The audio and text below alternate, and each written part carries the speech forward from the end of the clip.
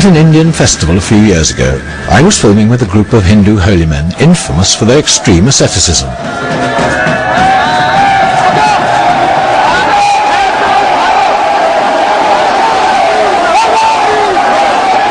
I was amazed to find a lone European woman among them, Umagiri. She is the only woman who has ever been accepted into their monastic order.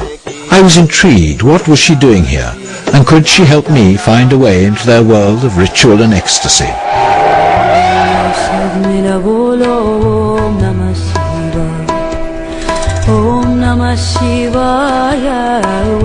On a beautiful spring day, I arrived at Umagiri's hermitage in a remote Himalayan valley. It had taken nearly 2 years of phone calls and emails to be invited into this secretive world. Uma lives alone, dedicating her life to her god Shiva.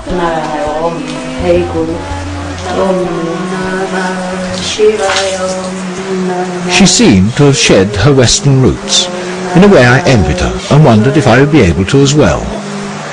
You kind of communicate with yourself and you get involved in your mind and all these emotions and feelings and try to understand and try to sort them out and try to get rid of them and try to transcend them and try to clear them out. Although part of me is attracted to this lifestyle, the idea that Uma has surrendered totally to the will of God seems very alien. You have to start yourself from the roots, from the very, very bottom. You know, I spent years in my Guru Sakara, and to have this yogis as an inspiration has been very helpful for me to do it my way. It's like cleaning your body, cleaning your mind, cleaning your soul, cleaning, purifying. There are millions of Hindu holy men called sadhus, and I've always been fascinated by them. They live a radically different lifestyle to the rest of us. They have willingly renounced all their possessions, family ties and worldly attachments for a life of religious fervour. The way is to surrender yourself, to find out who am I, to find out that I'm not this person, individual person sitting here. Well, I'm sitting here, but I'm something deeper than this. So I came here and I immediately decided, yeah, I stay here. So I built this house. I really don't know how I did it. But I was meant to be here, you know. I never in my life thought of building a house. One has a kind of a dream of living by a river and a wood pile and a cow and all this, but it was a very, very far away fantasy. For the cows, they eat that and then I get the manure. Now it is a yatra time. Now it is the yatra time because the season is right. In the winter time, not even many yogis go out. They stay at home in front of their, at home, it sounds like they've got big places. They stay by their dhuni, by their fire and do their tapasyas. It's cold up here in the mountains. Then the spring times come and it's time to open up my house because my yogi brothers have to come here. They have to come here and it's my duty to accommodate them. Amongst the endless stream of sadhus who pass through Uma's comfortable little retreat is Vasishtagiri. Uma wanted me to meet him, hoping that he would help me trade reason and logic for faith and intuition. How are you? Very, very well. And you? That's fine. Fine. This yogi that I know, Vasishtagiri, he came along and he's going on a yatra. I mean, he didn't come here to stay here. He came here because he was passing by. And then asked, maybe I would like to come along. So I go with him. And life is a journey. Journey means yatra, same thing, na? Is yatra important to Hindus? Yatra important to Hindus. Yeah, I mean, to go on a yatra like this is a symbol. It's like you go on your inner yatra. You go. This is like the outer yatra. But are you trying to find who you are yourself? Or going on yatra? Yeah, well, that's the purpose of a yatra. Right, go ahead. It's not the purpose of a yatra to be a tourist and to look around at old ancient monuments. A yatra is to look into yourself. If this intriguing young man was going to be my guide, I wanted to know more about him. Tell me about your Guru, Vasishtagiri. My Guruji lives in Gangotri, near the Ganges. He's a nice person, but quite angry sometimes. Too much angry, he beats also.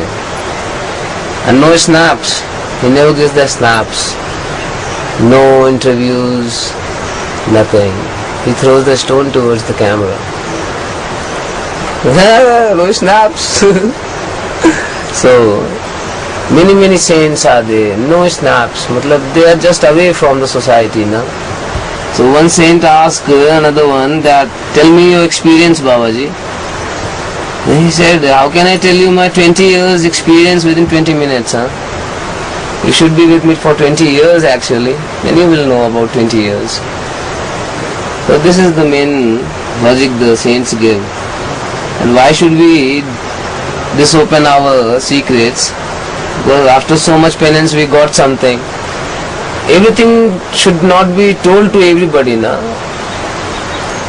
Questions are good, but all the time questions are also not good, na?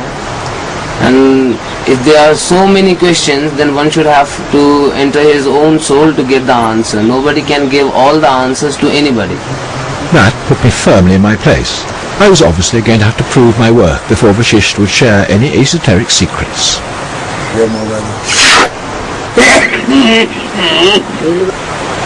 Tell me about the gentleman who came yesterday called Vashisht Giri. He's a yogi. He lives up here in the Himalayas. And he also has his guru. We belong to the same order. We belong to the same akara. But what does he mean to you? In a sense, he's like my child, my son. And you know how mothers understand their sons. So I have that understanding with him. So no, I'm not, as I said, I'm not a yogi. I'm a woman. I'm a mother. But he's a son in my heart. That afternoon, Vashisht took Uma and I off on our yatra. The intention was to make the traditional pilgrimage to the source of India's holiest rivers and visit hidden Himalayan mystics along the way. Our final destination was unclear, but I was hoping that 18 days on the road would make Uma and Vashisht less of an enigma to me.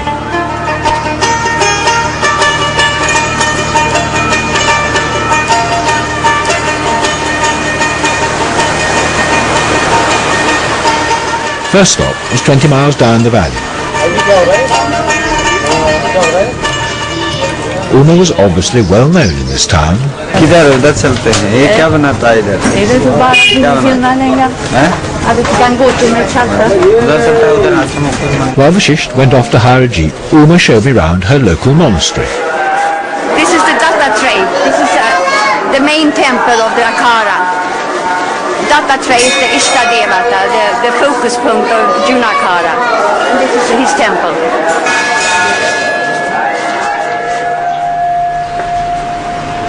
It turned out that this was where she had started her spiritual journey. And this is where I lived for 15 years in this little room here. And what kind of things were you doing while you were here? Well, you know, like anybody coming to Nakara like this, they have to start from the bottom. And then I got familiar to the place, and then I started decorating because I like to do that. So I made all nice dresses for all the gods and goddesses. But needed a little bit of female touch like that. And what was it like being a woman in a total man's environment? Yeah, that was quite difficult. But you see, also, I never really come here to this realm to look for another man. I came here to look for myself, so it was okay. You know, I just had no interest. I mean, they're very fascinating, but I learned very quickly to keep away. I'm a woman, they are Babas, and I'm a Mai.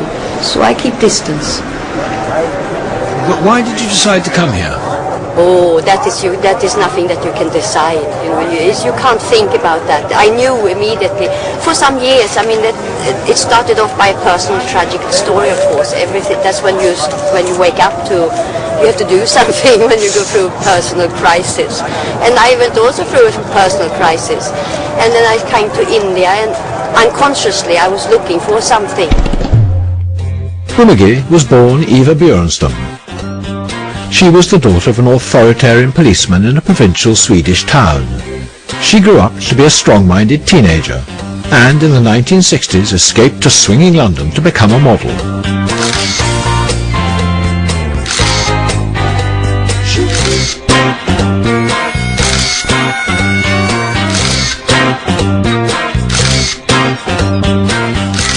A decade later, Umagiri was a top model living in Ibiza, Athens and London. She married, had 2 children and the whole family set off on the hippie trail to India. After many months wandering around the Himalayas, Uma and her husband's relationship broke down. He left, taking the children. Desolate, lonely and ill, Uma sought sanctuary in a monastery. There she met her guru. I knew that was it. Oh, he's my guru forever and forever. And he is very, very present in my life. He made me, he changed my life.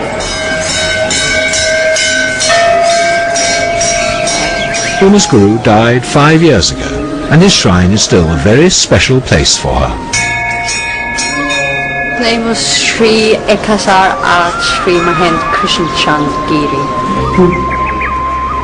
Oh, Hey Guru. Hey Guru. Yeah, we are going on a yatra. Your blessings.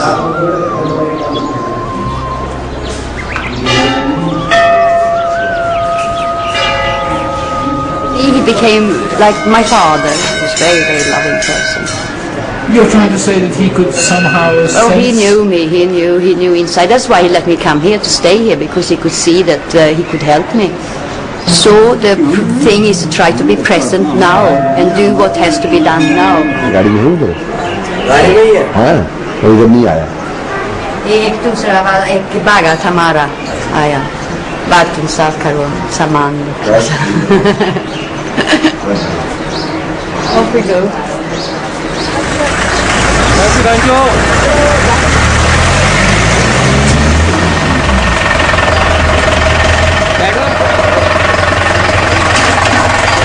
Okay. The life is a journey, no? Journey started now. Michael Baba. Where will it end? That's what I want to know. Yeah, pardon. You're the wise man. Where will it end? Our journey. It never ends. Life never ends, huh? It was good to hear him call me Michael Baba. I got the feeling that our pilgrimage together was going to be rewarding.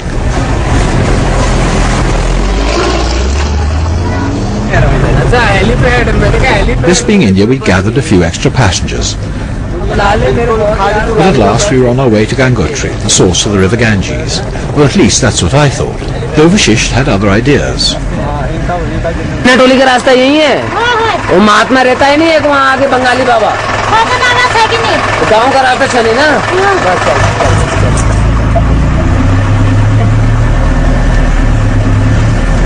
tough mountains polite people right way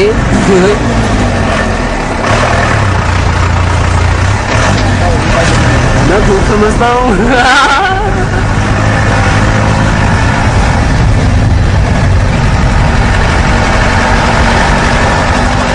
ठीक है then we go walking है वो jeep आ रही है उसका पास बना हुआ है उसका पास अभी रो ऐसा आवाज मार देता ऐसे अच्छा अच्छा बात होता है कोई क्या इतनी जल्दी प्रेम से बात होती है We are really out in the off the road now, aren't we?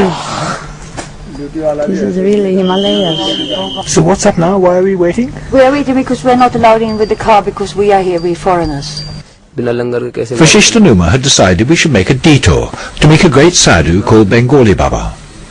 Unfortunately, that meant entering a military restricted zone below the Tibetan border. आप बता सकते हैं ना आप लोग तो जा सकते हैं आप लोग जाइए बेशक उसमें अपना महादेव और वाहन का हो गया चक्कर ऐसा मत पर आगे अफसर तो कोई तब बड़ी परेशानी हो जाएगी अंगारी महादेव कुछ हम लोग को आगे डाल देना अफसर के धन्यवाद धन्यवाद सजा गाड़ी में आगे वो पायलट साहब He was saying now keep your camera inside and no shooting. We began the 3-hour walk to Bengali Baba's retreat 3,000 feet below. We were far from the tourist track, following a hidden network that weaves through the Himalayas, binding these reclusive saints into a community. Now we are doing a yatra. One of the ways of getting into the spiritual world is to associate with saints. I look at that and understand them through looking at